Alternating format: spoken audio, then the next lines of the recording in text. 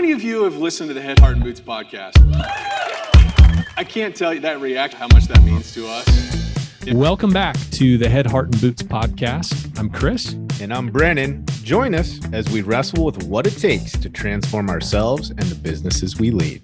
This new camera angle makes my arms look smaller than yours. I'm noticing that, and I really appreciate it. I thought you did that on purpose. No, I didn't, and I am not happy with it. Well, Angie, thank you so much for hanging out with us. We were doing a little yik-yak in here before we got started on the old record button, and I'm already pretty psyched about where we're going to go with the conversation. I think those that just went through our intro also see, wow, we've got a voice that's with us today that's been performing at a high level with some, let's call them kind of known companies like Tesla, Solar City, Best Buy, some of those names that we've heard at least once or twice.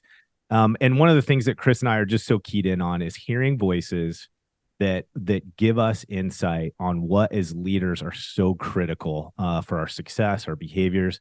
And I can't think of a person more qualified to give us some guidance on that. So again, hey, thanks for hanging out with us today. We appreciate you. Yeah, excited to be here. Thanks for having me.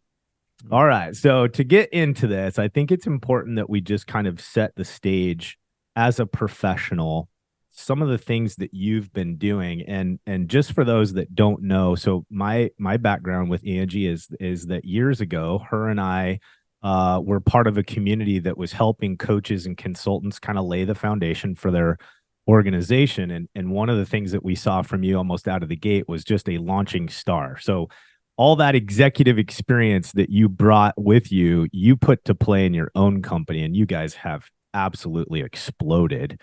And I just set that tone because a lot of our listeners are in that. They're in that expansion growth phase. They're trying to figure out what needs to be put into place to continue to win. And I just think you're greatly prepared to chat with us about that. But let's just get the journey. Like, talk to us about kind of what got you keyed in on this executive space, and then how and what have you done with your business to kind of come to where you are now?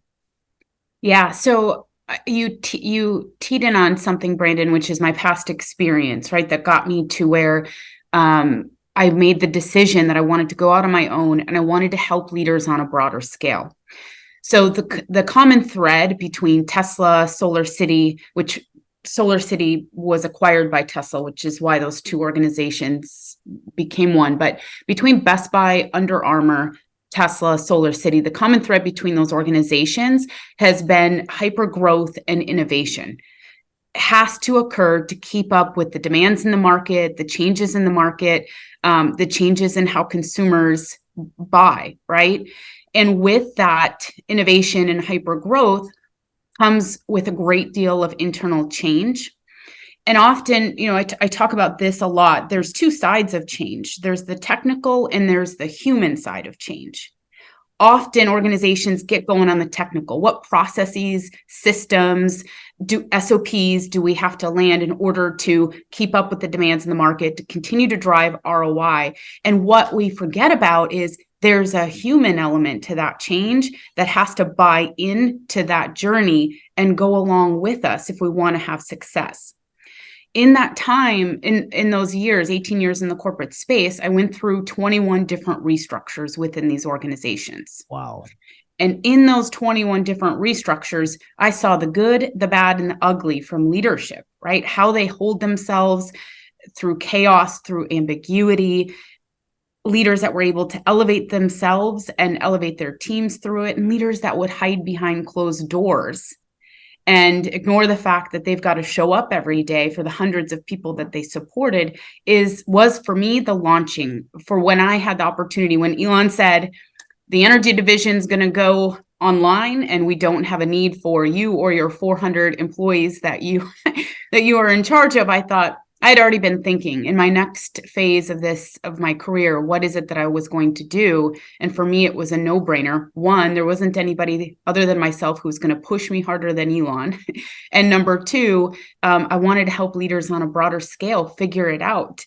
And oftentimes leaders that were holding executive positions today, that leadership development, there was an expectation that we just knew how to navigate all of it. Without the resources, without the tools, without the development, we should just go get them, Tiger. right? Oh, Because yeah. we're missing that human element side of change and development that our leaders needed. And so that was the catalyst for me. I won't forget it, because I was sitting at my kitchen table and I was thinking, I had been coaching my peers for a while at this point to say, when your time at Tesla comes to an end, what are you going to do? What's next? And I had been doing a lot of reflection for myself to say, okay, I need to make that decision, figure that out. So before the opportunity for me officially came through a restructure, I had made that decision and started on this path through getting my certification and all that while I was still working for Tesla. But anyways, yeah, that was my catalyst for launching this business. And that was kind of the starting focus for your team too, was that executive transition, right? For because I remember early on, that was a pretty hyper element of what you were keyed in on. And I know since then you've continued to expand on what your team's focused in on. One of them, the leadership development. And then the thing I keyed in on that is, I know we're going to hear more about, is the executive life. Mhm. You know, Chris and I's excitement to get you on the show is we tend to be the softer side of the industry. Like, we're the ones that keep wanting to bring up topics that are fairly uncomfortable with folks. And that executive life, and something that we kind of touched on before we got recording, is it's the whole person. And we're certainly going to dig into that as part of this interview. Well, I want to, if it's okay for us to hang in this whole change leadership thing, one of the things that just pops in my head is, as you were talking, Brandon, is we in our industry, when it comes to change, and this has been true of many of the clients we've worked with and conversations we have at conferences and stuff like this, is probably the biggest challenge and source of heartburn for our clients and everybody else, is just this, what we call desperation brain. Whereas you start to make big moves in your business and you start to recognize, like, we take all of our clients through a pretty comprehensive audit when we first onboard them to identify, okay, what's missing, where do the opportunities lie, and where are we going to focus first, kind of thing. Mhm. And we identify these important shifts that have to happen in order for them to get where they want to go. And the first layer of change is just so hard for them. They're so afraid of offending their downline, their team. They're so afraid of people hitting eject and not being able to find somebody to fill that role and meet that need. It's right, because the existing business still has to operate and function. Like, we're still on this growth trajectory. We're still doing this thing. How, is that something you've encountered in, I mean, I would think, like, with brands, or I think the assumption that many of us would make when we're hearing about Tesla and we're hearing about Under Armour and these iconic, sexy brands, right, is that everybody, all the talented people want to work there. And so you guys don't have that problem of finding people to fill roles. Whereas in our industry, and again, I'm making an assumption there. I think this is the assumption that some of us have in our head. Whereas in our industry, it is really hard to find frontline people. It's hard to find general laborers. It's hard to find technicians. It's hard to find project managers. It's hard to find dang near everybody that we need in our business. And so this desperation sets in where it's like, okay, well, maybe we're not ready to make this change yet. This is going to freak people out. And if people leave, then we're going to be worse off than before. Maybe it's better we just kind of slow our roll here. You know what I mean? And that getting over that hump, it's just scary for people. Can you relate to that? And how have you navigated that fear, or helped your downline leaders navigate that fear? Yeah, I think I'll share a little bit about my background at Tesla and actually what I did, which might help. And then I'll share about some growth that we went through. So I led the sales team on the energy side, and my partners were in operations, roofing, the installers, that group, right? And in my first big promotion with them, I was relocated to Florida.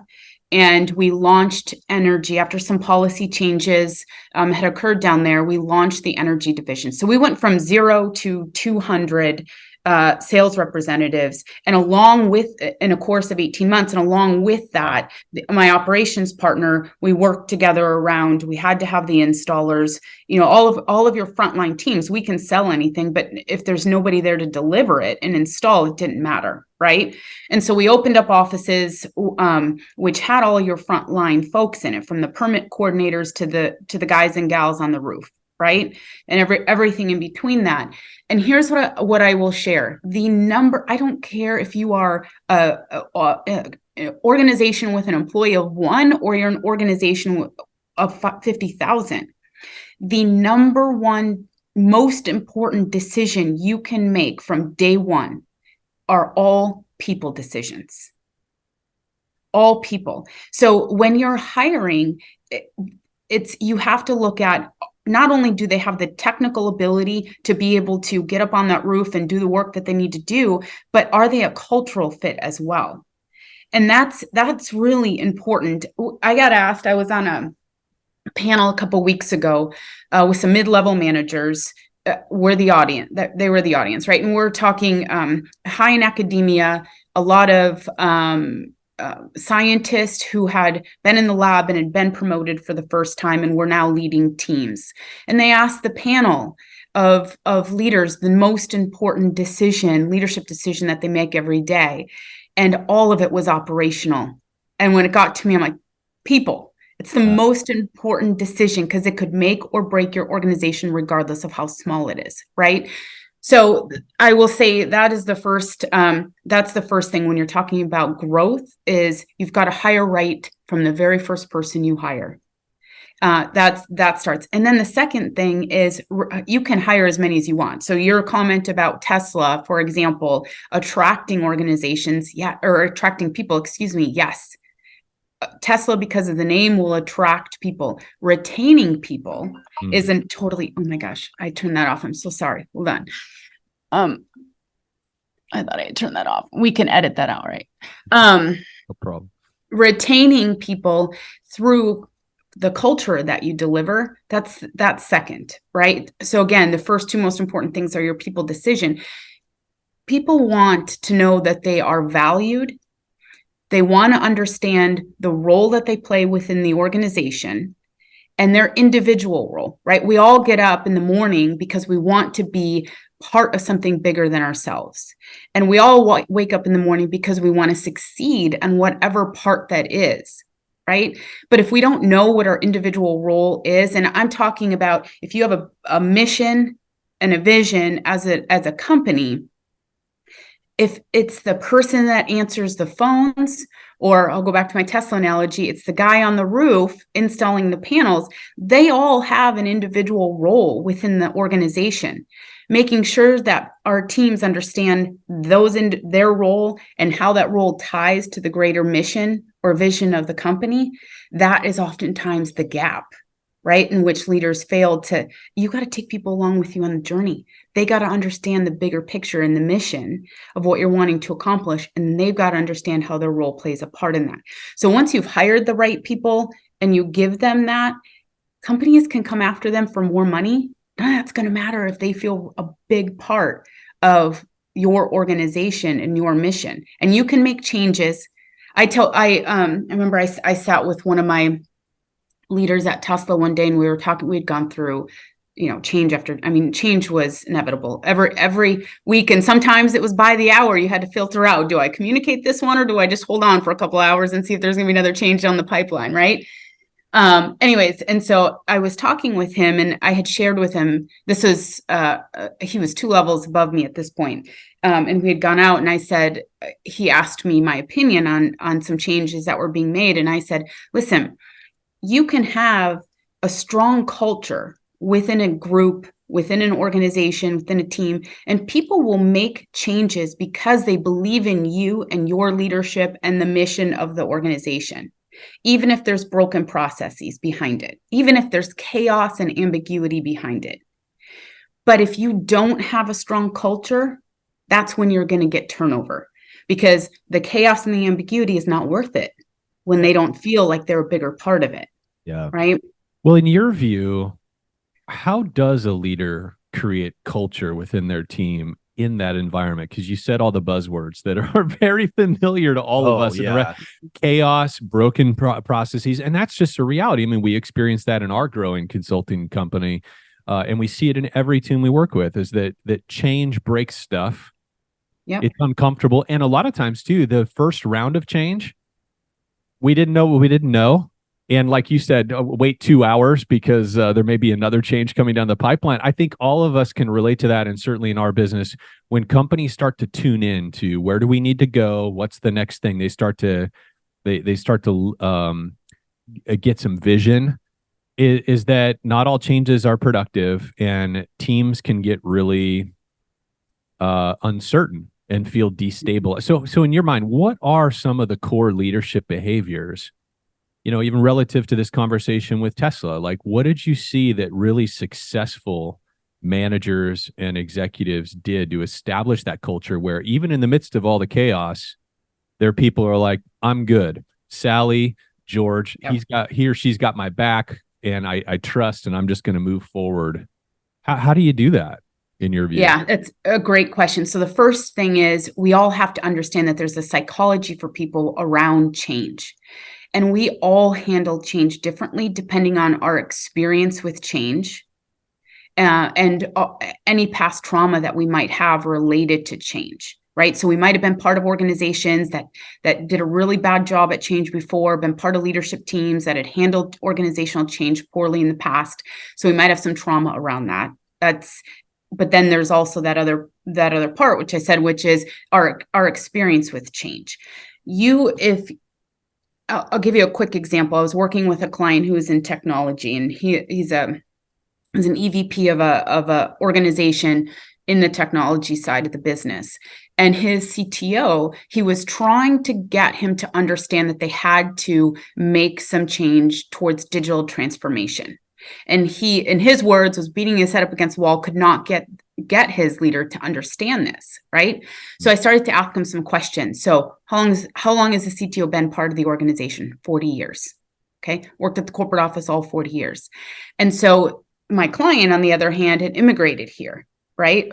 15 years prior. So his experience with change has been different. And since he had come here, had been part of a couple of different organizations. Their experience with change is nowhere near each other, right? And so my point to my client was, you can't expect him to just instantly adapt and embrace change when if he's been with the same organization, working in the same corporate headquarters for 40 years, he's probably lived in the same house for 40 years. His kids have probably gone to the same school system for 40 years, right? Not the same. And so understanding from an individual perspective on our teams, their experience with change is important. And because you're going to have people that are going to be motivated differently and buy in differently towards that change. Right. So understanding that psychology behind it first is really important. There's also another point under that, which is we want to always honor what was. Right. If you look at the change curve, it's the same as the grief curve, right? So how we process change is the same emotions as how we grieve someone that we lost. Now, the intensity is different, but the emotional curve that we go through in terms of denial and acceptance and then moving to clarity is all the same. Interesting. And so if we can understand that and take people with us on the journey through things like open communication, right? I have a saying that I heard a long time ago from someone I used to work with, who said, in the absence of communication is hallucination. So if all the communication related to the change and the growth of the organization happens behind closed doors, and we come out and we don't address anything with our teams, what do we expect to happen? There's rumors that are going to fly. People are going to start making up their own stories in their minds of what's happening. And so communication and open communication is really important during those times. So those are the times when you're out working shoulder to shoulder with your teams. You're talking to them.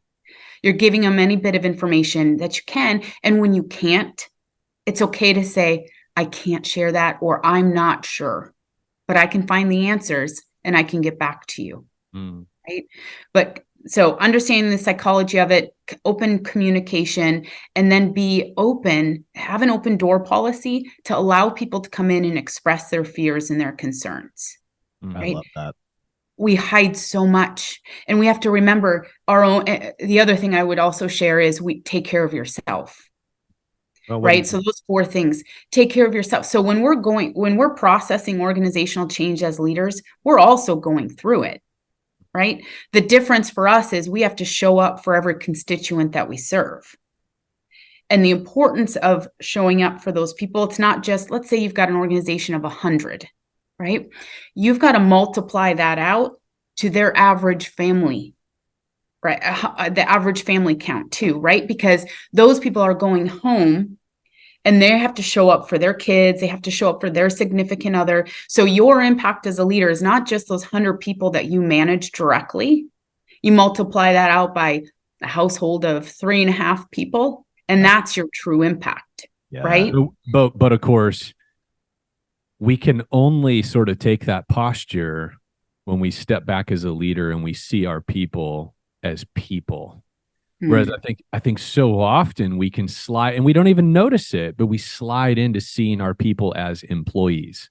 Or worse, we get to a level where we've objectified our people in a certain way, where it's like, hey, some people got to go. And I think sometimes, especially in those bigger companies, even just companies with 100 people or 60 people, you got somebody that has to go. I think one of our coping mechanisms as a leader is we sort of turn off, like sometimes you feel like you have to almost dehumanize a little bit so you don't get caught up in the fact that you're having to let them go. And yet what I hear you saying is it's really important to stay tuned into that, right? That as you're going through change, you have to stay tuned into the fact that, hey, people are bringing this stress home to their family, to their spouses, to their marriages, and that kind of presence is important for a leader that's leading change.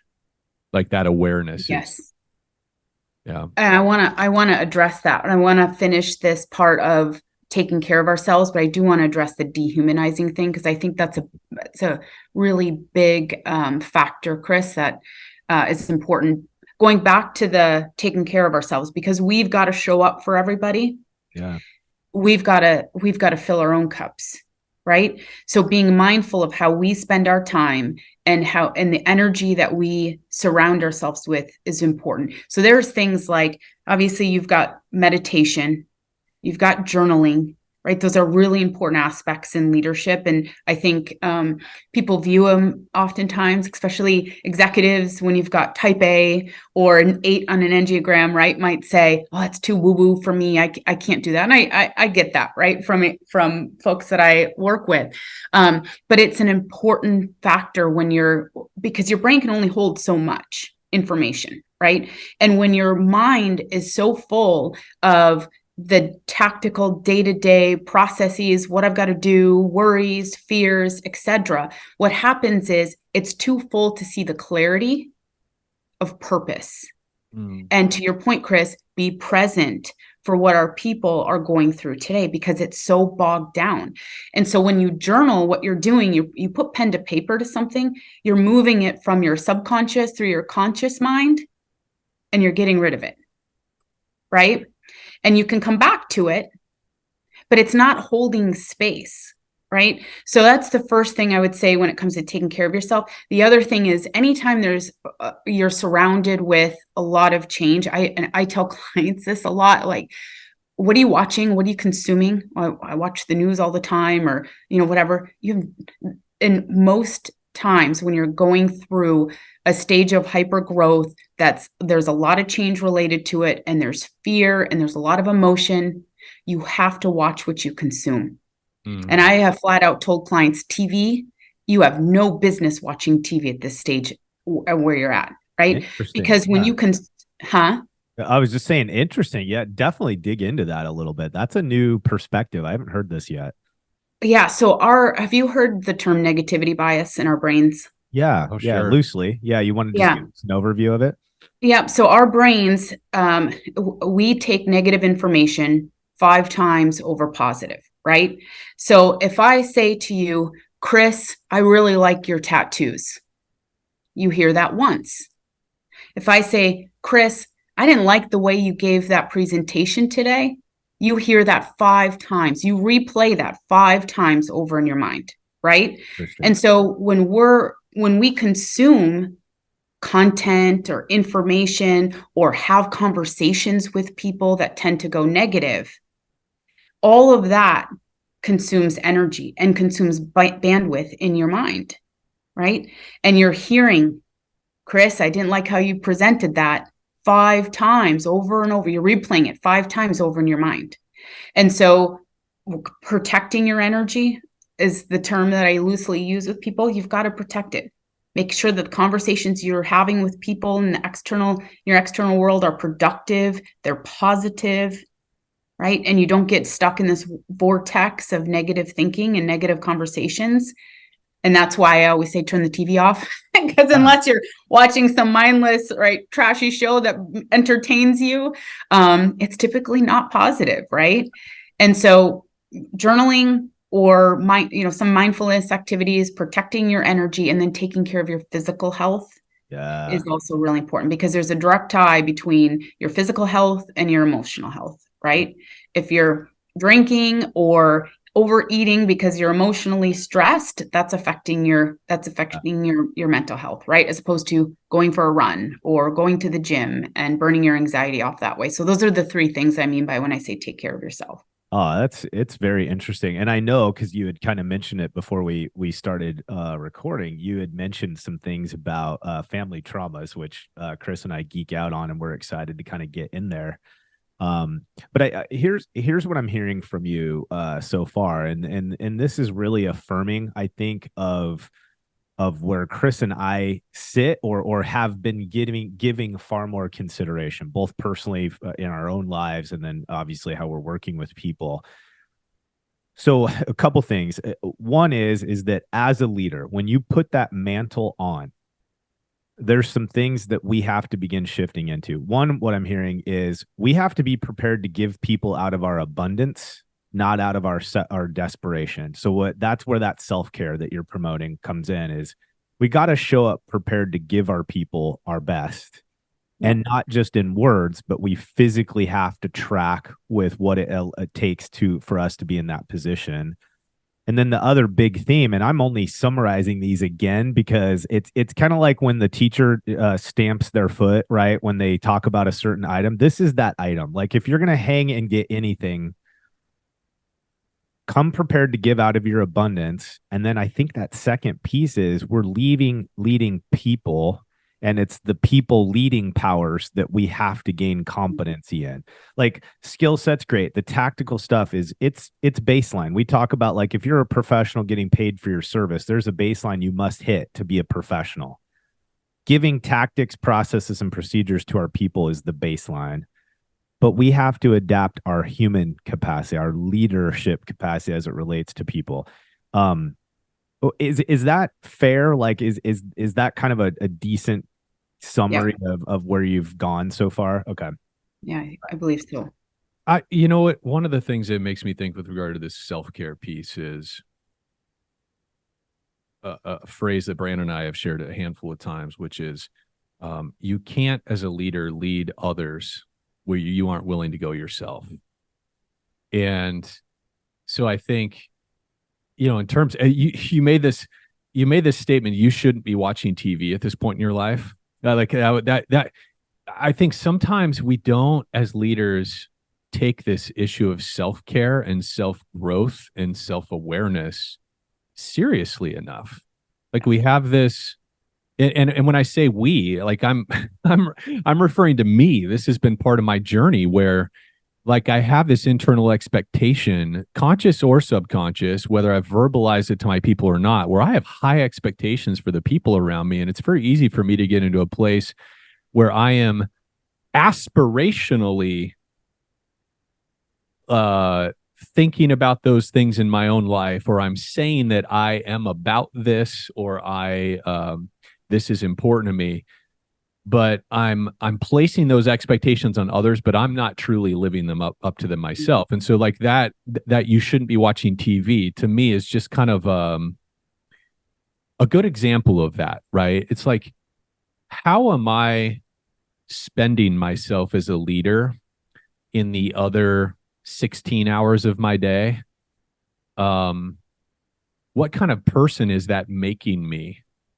And is there alignment between what I'm expecting from my people and what I'm actively living out in my own, like in real life?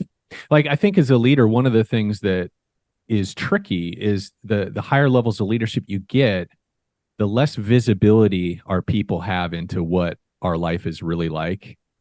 You know what I mean? Like, so many of our meetings are behind closed doors. People don't know how we're really living. They don't know like how we treat our family. They don't have exposure to all that stuff. And so we can almost start to create these two personas. One we go home to, and that's our reality. And then one is how we present ourselves to others. But I think what I've seen in my career is that the more disunity between those two personas, the less effective I am in my professional capacity, and the more miserable I am in my personal life. And I think a lot of leaders, in fact, we've had them come up to us. So, I mean, that was kind of part of this keynote that Brandon and I recently did, is people coming up and being like, yeah, I'm in that. I have this version of me I'm projecting outwardly, and I got this whole other thing happening in real life, internally, at home, in my key personal relationships. And so I love that TV thing, just for whatever reason, grabbed me, because I think we can be so dismissive of those small habits. And then I don't know if it's a Buddhist phrase or whatever, but I've just been coming back to this in my life. How you do one thing is how you do everything, right? And we make these little compromises. Like you say, oh, it's just a fun little trashy reality show that just helps me decompress. It's like, well, yeah. And probably a ton of your employees love just, burning time watching trashy reality shows too. Who are you trying to be? And what kind of people do you want to work with? I think we have to live that out first before we expect others to be that thing. So anyway, I'm vibing with that. I think, to me, it's a self-awareness and a self-leadership thing that you're talking about, Yeah, Can I comment on? Oh, sorry, Brandon. Go I ahead. was just going to say, I think I have a question real specific to that I just am really interested to get your perspective on. Is a major part of what you do, regardless of which service line, or I'm not sure if I'm using the correct term, but whether it be career transition or leadership development or organizational change support, there's the head game with the leader. And so, like, talking about what Chris is referring to, that connection, getting them to understand the value and actually believing what you're telling them. What, from your perspective, seems to be the one or two most common themes that restricts an executive or a key leader from buying into the fact that I have to be this person all the time? I can't win being two different people. Like, what does it take for you to get them to parallel you in that commitment? You know what I mean? Yeah, I heard a couple of things there, right? The first one was really what keeps them from getting there to begin with, and that's fear, right? We all go through what you're describing, Chris, is imposter syndrome, right? I'm afraid to be found out. If people really know who I was, they would think I was a fraud. Imposter syndrome is wired in all of us. It shows up at different times and with different levels of aggressiveness, right? Depending on our roles and where we're at. So there's this fear we all have of failure. And part of that failure is, if I show up as my true self, will people really respect me? Will they like me? Will they do what I ask them to do? And oftentimes, you brought it up, but childhood trauma, it's all led back somewhere in something our dads or our mothers or, someone said to us along the way, in terms of either how we were raised in our childhood or how we were brought up in organizations, right? As we kind of grew and climbed the, quote unquote corporate ladder. So that I would tell you is the first thing. How you get people there is really understanding. For me, it's understanding the core of the problem and then moving them past, right? So, because if you can get people to take just little action, right? The way to get through fear is through action. And that action can be as small as Chris, if you have a TV show that you're hooked on right now, go a couple of days without watching it and you'll never remember that you were watching it to begin with after day 7. And it won't be part of your routine, right? Those actions can be really small, but oftentimes we're thinking about the end game. We're thinking it's got to be this big, grandiose thing that we have to do, and it's just the small little steps move us past the fear, and eventually we get to that end game. But it takes time to get there, right?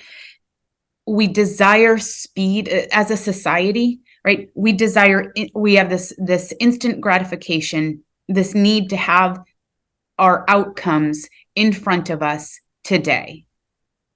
Right? And because we have that desire to have those outcomes, we hold back and we say the time for me to go from here to there is too great, and I'm afraid of what's going to happen in between. And so I'm going to sit in that fear, and I'm not going to take that first step. Yeah. Right. Yep. And so people will come. I've coached at this point a little over 500 execs, right? In the 5 years I've been doing this. And my own challenge for me, to be frank, Chris, I can completely resonate with where you're at, because there was a point in 2019 where I was like, okay, like what's my niche going to be?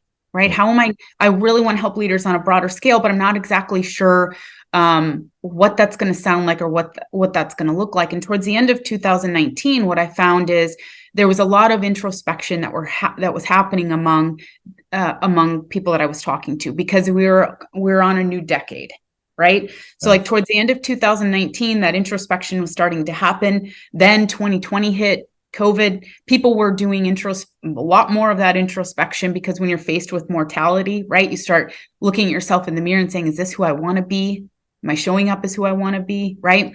Yeah. And so business popped off.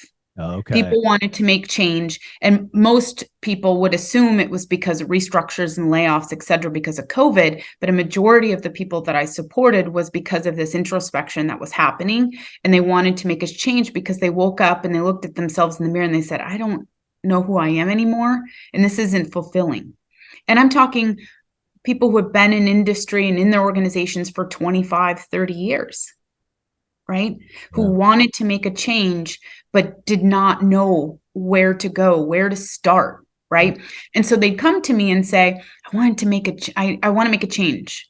And at first, I want to say almost a year was very transactional for me. Right. It was helping people go from one organization to another organization. And as things shifted in my own life, because this is what happens in coaching, right? Once you open yourself up to all the goodness that comes with introspection and development, right? That starts to show up and reflect in your business. And I thought to myself, it's a lot of transactional work. I want to be able to go deeper with people, because I was starting to see these themes of fear holding people back. Our identities are so tied to our job titles. Yeah. When you strip that job title away, all of a sudden you wake up and you go, who am I? Yeah. Right.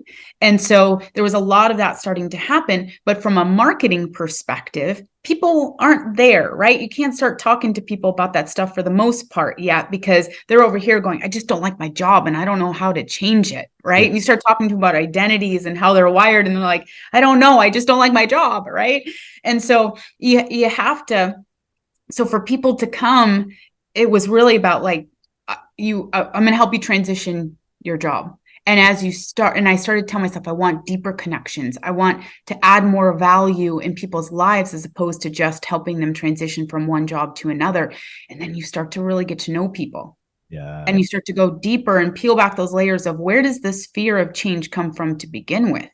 Where does this inability to act or take action come from?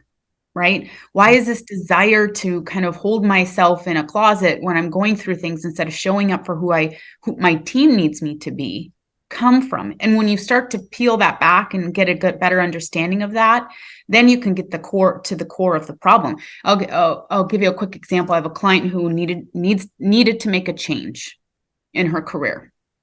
Lots of different reasons I won't go into, but she needed to make the change, right? And I got to very quickly, within a couple of calls, I got to the point of her mom was an executive and was laid off. Oh. And when that happened, her mom could not recover from that. Oh, yeah. And so my client's fear was really about, if I step away, and it was unfounded, right? If I step away from this job before I find another one, I'm not going to bounce back from that. And all the mental health issues that could come with that if that happens, right? Yeah. Right. She was carrying that.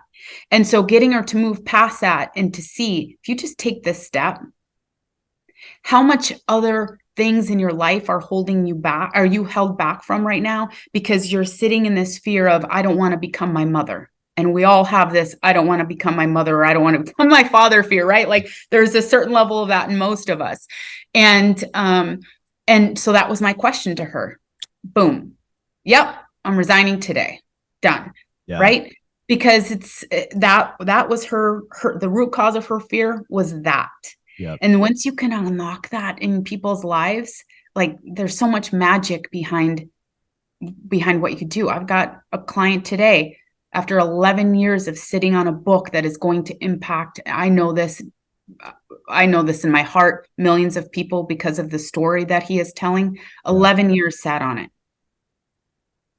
And within a couple of conversations, right, hired a book publisher, and we'll have this book published by the end of the year. That's and awesome. It is going to help millions of people, right? But we all have this fear, and it's innate in us. And once we can identify it, move past it, our lives will, the magic that can happen in our lives is really powerful. I think I went off on a tangent, and I'm not sure if I answered the question. No, it was a great tangent and here's sometimes I try to like connect the practical a little bit, because again, for most of us, this is a journey that we're probably in the more beginning phases of.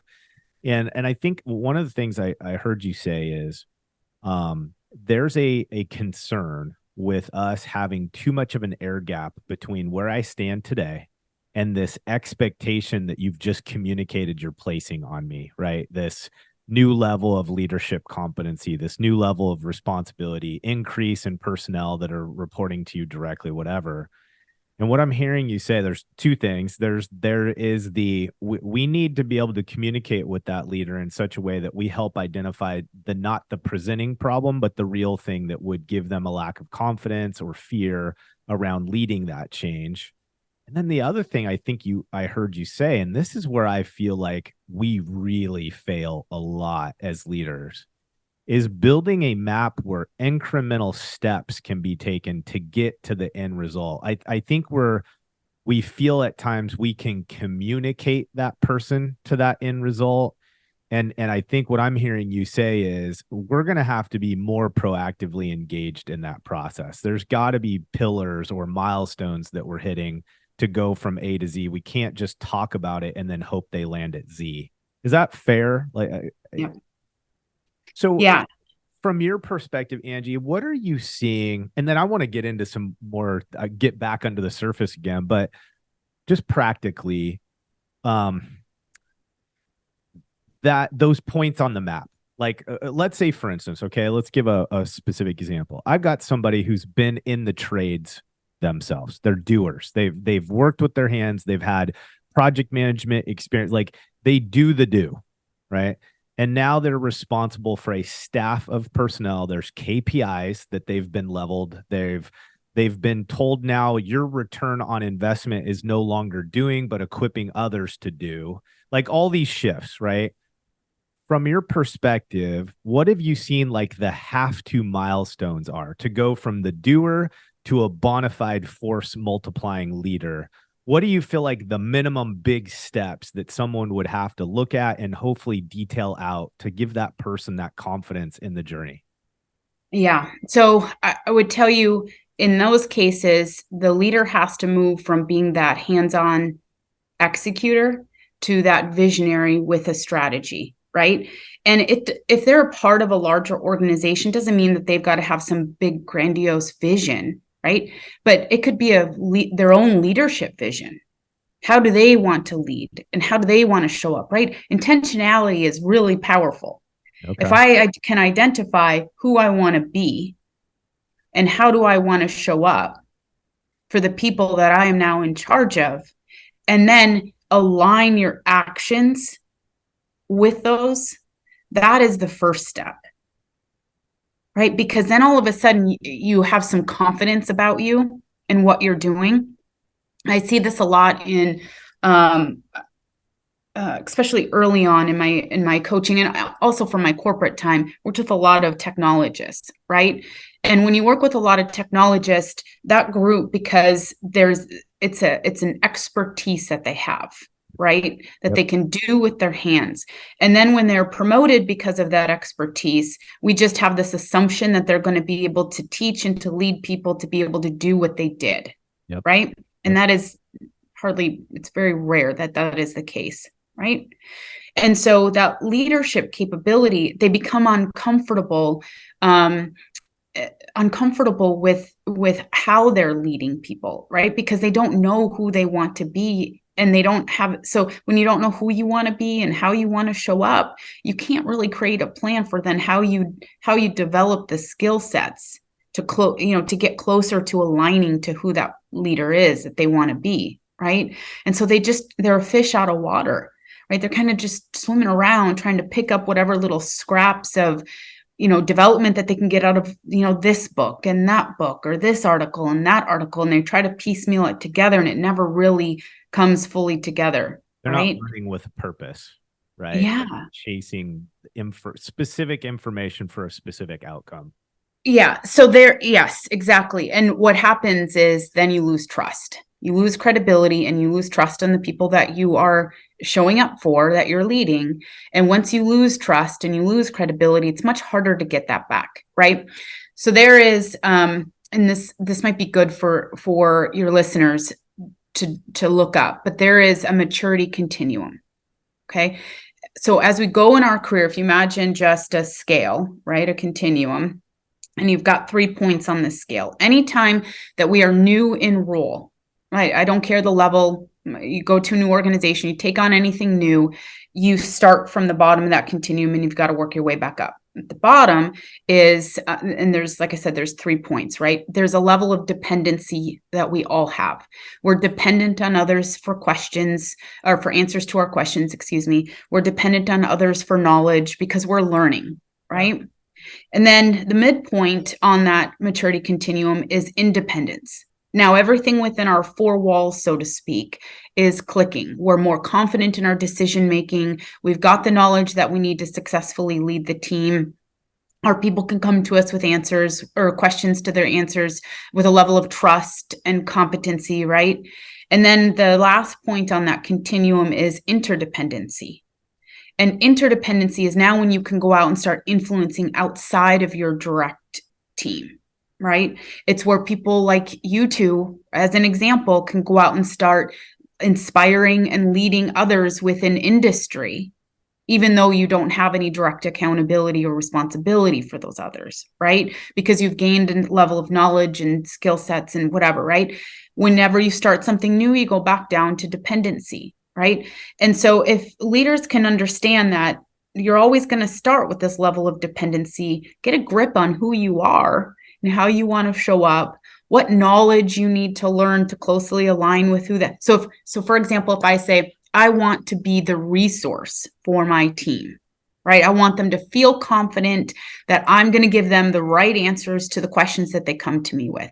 Then you've got to make sure you have the knowledge, right? Where do you go get the knowledge? Is there trainings you can take? Is there, intercompany trainings? Is there external trainings that you can take? That's just one example, but you've got to work your way up into that level of independence. Those action steps for people to take is going to be different depending on the person, depending on their experience with leadership and where they're at developmentally, which is why coaching and mentorship for me is such a big deal. I have my own coaches, right? Because you're not just piecemealing things from different books or different articles together. You're connecting it based on you and your personal experience and what you need as a leader. Yeah. Yeah. So love it. Okay. That's interesting. Okay. So I heard really kind of the big pillars are processing through the dependent phase, being specific about identifying what you need to learn so that you can move into the independent phase, right? And then ultimately transcending into an interdependence. Is that the phrase you used? Yes. And that's a position where now not only am I contributing to my team or department, but my insights are now also having an effect maybe on peers, divisions, or departments, or other parts of the organization, or outside of the organization. Okay. All right. I'm gonna just I think we can shelf that one for now. The tactical, because I know Chris for sure, and I want to get back into this topic before we let you go. Oh gosh, what is it that you said? You said inherited family trauma. Yeah. So listeners, get ready. We're gonna go back under the surface again. Do you mind just kind of opening that portion of the conversation? Remind us what does that mean to you, that phrase?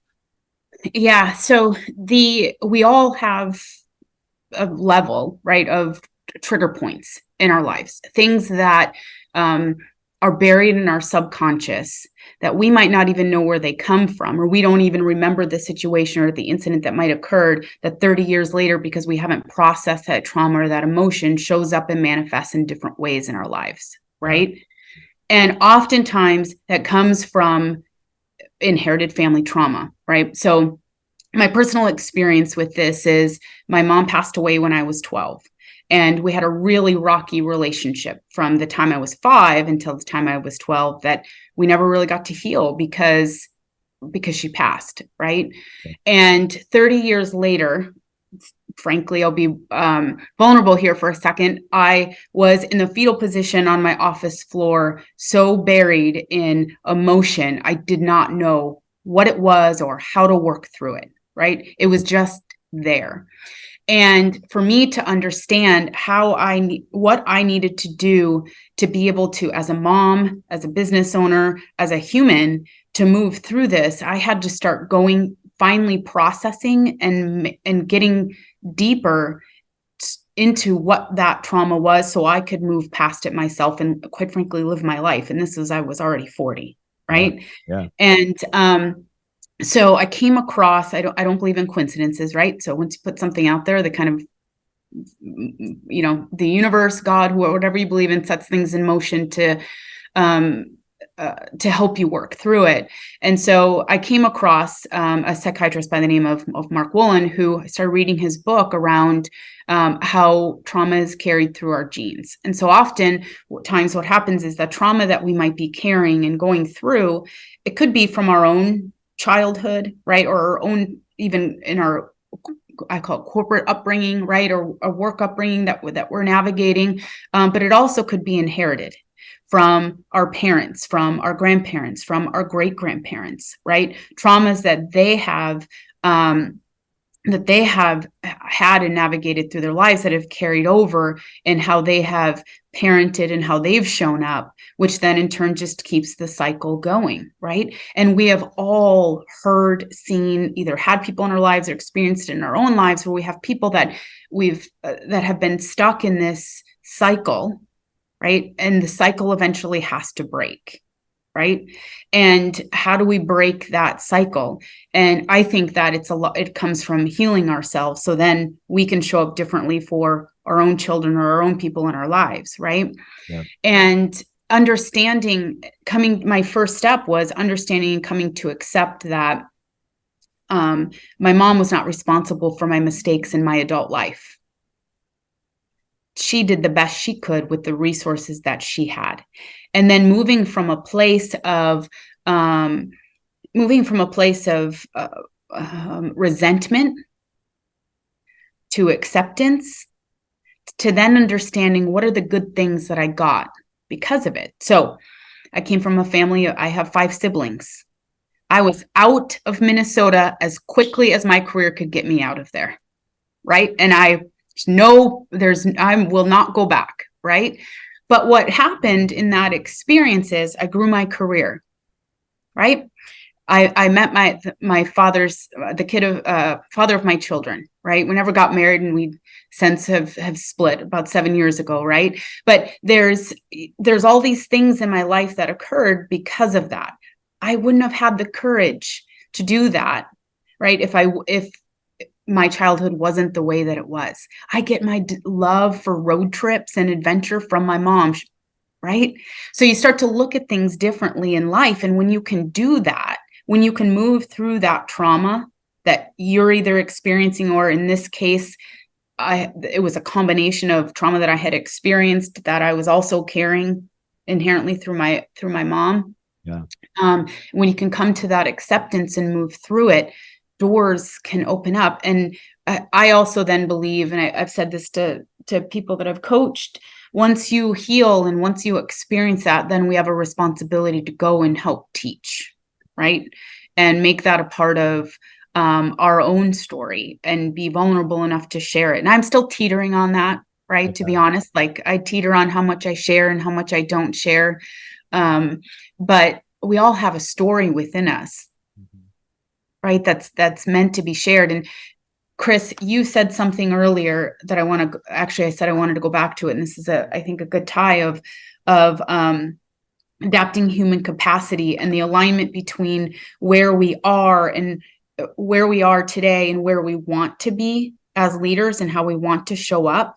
And I think COVID taught us that there is a strong desire for all of us to have human connection.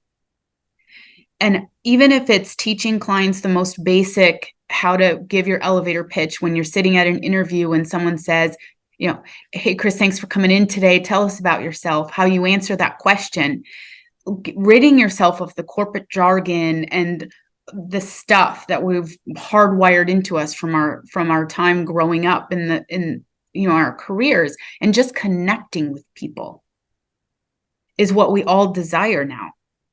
Right? Like this nostalgia of going back to where we were before COVID and forgetting that all of this happened to today. We all want that and need that, quite frankly, right? Like humanity, we need that human connection in order to really exist and feel fulfilled. And so if you have someone in your life, or you as a person are not, if you're feeling this disconnect, then I would challenge to say you're not fulfilled, right? Because when you have that dissonance between where you are and who you really want to be, there comes this lack of fulfillment, because if you're not bringing your true self to the table every day, then you're not doing the work in a way that either you should be, or even, quite frankly, sometimes the work that you're doing is not who you're meant to be or what you're meant to do at this stage in your life, right? Because I believe we outgrow organizations, and organizations outgrow us. We outgrow careers, and careers outgrow us, right? It's just a natural part of evolution, right? Or evolving as humans. And so that closing that gap is really important for all of us. And if you really want to show up in a way that inspires and motivates and builds culture and connect with your people and be present with your people, and they've got to know who you are. Yeah. Well, and I think one of the things that Chris and I have gotten caught up in quite a bit too, is we've wrestled with that, is we just are, in part of it's our age, right? Like I'm approaching 47. But there's just this, like, I'm not really interested in doing stuff because other people want me to do it anymore. I'm just kind of fucking tired of it, to be honest. Mm-hmm. And so it's served as a bit of a catalyst to give me more bravery to just say no to stuff more often, and to say yes to the things that are more in alignment with who I am. And a big part of that is just growing more bold in showing up prepared to just be who I am. And it's not going to fit everyone. And I'm not going to be able to employ everyone in our organization, because it's not going to work for them. There's going to be some personalities that it doesn't make sense. We're not aligned in the mission. But I think that there is a difference in the way that I use energy to support our team, or chase goals, or go after objectives that we have in front of us, when more and more of what I spend my time doing and thinking about aligns with what I give a shit about. And that really is about me understanding me better. Like, I think one of the things that Chris and I wrestled with early is wanting to be everything to everyone. like even as leaders, just in our own operations, like, Chris and I are very different in our skill sets. Part of the reason that we have a great partnership is I really am much more linear thinking. I'm a little bit more dialed in on here's the steps, the process. And he loves having that vision. He loves incorporating the dreaming. He loves looking out and saying, what kind of experience are we actually giving people that work with our organization? It's a different path. But when he and I stay in our own lane, and we just really get to dig into what we're good at, the outcome of what people receive is better. So anyways, all that to say is I would just want to encourage people that I think what we misread is that when you show up, like you're saying, Angie, more holistic, more dialed in and clear on who you are, who you want to be, the team receives major benefit, but more importantly, you're going to receive the benefit, which in turn gives you energy to show up like that again tomorrow and the day after and the day after, right? And so, and it, as much fear as there is associated with it, I think the whatever interpretation we have is that people are actually desperate for you to show up and just be fucking you. Like that's the part that they're actually going to honor and respect because they're going to feel it, not just hear it, right? I don't know. That's the space that I think that Chris and I have spent recently more time in, not buying a Corvette. Yeah, one of the things that came up for me as you were talking about you were asking those questions. Who do you want to be and how do you want to show up, right? Leaders, either we're always considering that. I feel like in some way every Friday, for whatever reason, is kind of my reflection day where I just I have a groove there. And I feel like in some ways I'm always asking myself that. One of the thing that came to mind was the book Atomic Habits by James Clear. And I really latched on to a concept that he talks about in that of relative to this whole who do you want to be? And I just love it. I've told so many people, identify a persona that embodies who you want to be. And I can't remember his example in the book. It might have been Chuck Norris as a funny example he made in the book. Or maybe that was something I invented in my head. But just this very simple framework of identify who you want to be. And if it's helpful to identify a real life persona, an athlete, a business executive, or whatever, and ask yourself, what would that person do in this situation? What would Elon do if he were faced with this dilemma? Or if, what would this person do with their morning routine? What kind of disciplines would this person put in place? I've just found that so incredibly helpful. Because, sometimes when we set out to become a different person, we recognize that what got me here isn't going to get me there. There's just this, it's almost, it feels like you have to change everything. And it's just overwhelming. Like, how do I get a good sight picture of what this is supposed to look like? I know what my current habits, behaviors, disciplines are, and they're not sufficient to get me where I want to go. It can just feel overwhelming to sort of make those big shifts as a leader. And yet I've just found through that very simple thing, it's been really useful for me. And sometimes my question is, like, being partners with Brandon, I'm like, okay, how would Brandon react to this? What would Brandon do? And so I don't know. I'm just curious if that's useful to you. I'm also curious is there an analog like that Atomic Habits example for groups? Like, is there, as we look out to our team, is there kind of a mental model like that, or a way as a leader that we can more effectively describe the change and give people kind of a mental picture of where we're trying to take them that's effective? Does my question make sense? I think so. I think the storytelling factor of where you want to go is important, right? So when you are clear about where you want to go and the direction that you want to take the organization, when you've got that story written out, I think if I'm hearing you correctly, right, you have the story and then how you take them with you on the journey, right? And understanding that you might not have all the steps figured out yet. Yeah. Right. And that's okay. And it's okay to say, I don't have it all figured out yet.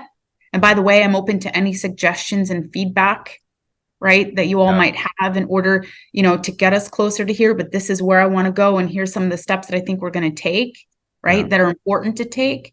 I think that's important. The humility around saying, we don't have all the answers, but we're going to figure it out. And if we could all figure it out together, even better. Yeah. Right. But here's some steps that we can take to get us closer to where we want to be. And sometimes even those steps are just some introspection, right? And some digging in, or maybe it's more research or needing more understanding or having more reflection time, like you talked about, Chris. Like every client that I work with, I tell them 2:00 on Fridays, reflect on your week. Right? What did you learn? And what out of those learnings are you going to use to shape how you show up come Monday morning? Right. But sometimes that's just the step. Right. For me, like physically, like my physical health right now is one of the things that I want to take to the next level. Right. And part of that is I don't drink a ton, but I like my occasional glass of wine. Right. So I'm like, how am I going to best motivate myself to move through that and not want to have that glass of wine at the end of the night. Right. And I love learning about our brains, right? I can geek out on the human brain all day long. And so I found an app called Reframe. And that app is teaching me about the effects alcohol has, even just one glass, on your brain, right? And so it's a very neuroscience approach to it, which I could geek out on all day long. And I'll sit and I'll think about, before I go for that one glass, I think about, what did I learn today? Right, about the effects on the brain, and that in itself, I'll go, I can skip it today, right? Yeah. And so we all have those things that we can do to move ourselves past it. The reflection, this is another tool that I use with clients, is get by the water. Right. There's healing properties in the water in itself. And if you're feeling really bogged down or really unclear about the steps that you need to take, or the vision and how you land that vision with your team to get employee buy-in, go sit by the water, do some journaling, do some dumping of all the stuff that's in your mind. Right. Yeah. So, I think the other thing that kind of reminds me of, and we want to be really respectful of your time too, but I think one of the things that reminds me a lot of is the what's the term I'm looking for is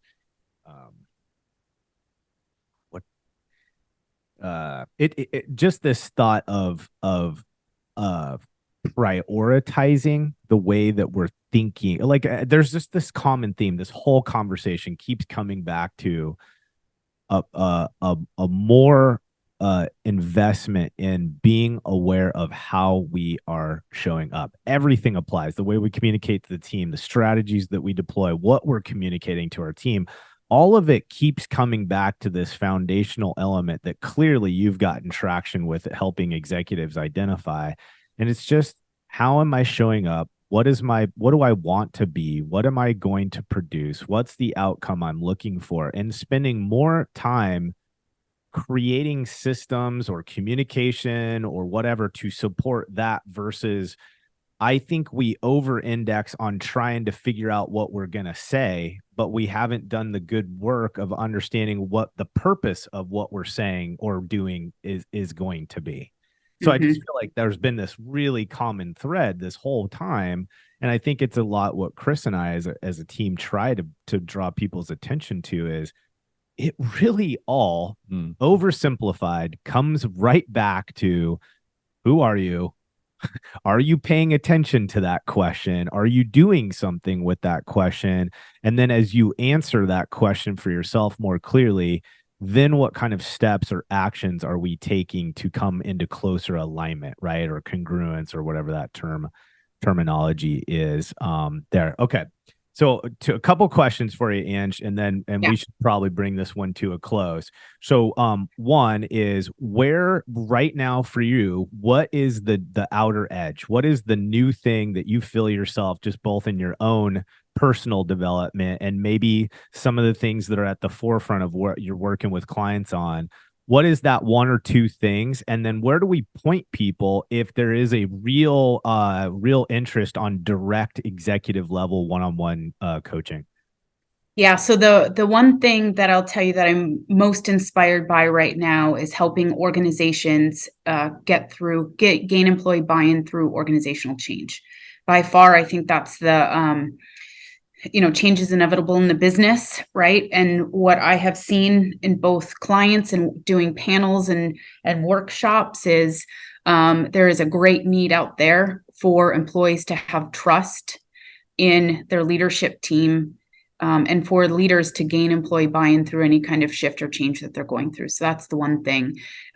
Two main places you can find me. LinkedIn is where is usually where I hang out. But then of course there is the website, which is elevateexecs.com.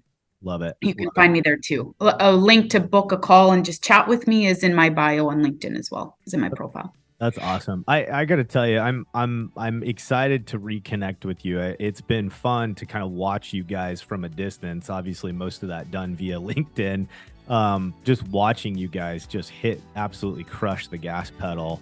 And I've got more personal questions for you outside of this recording in regard to what you guys are building. But Angie, thanks again for hanging out with us and bringing that perspective from outside on, gosh, get a grip, guys. Like this human thing's important. Let's start investing in it. So thanks, Angie. We'll probably talk to you again. All right. Bye for now, you guys. Thanks.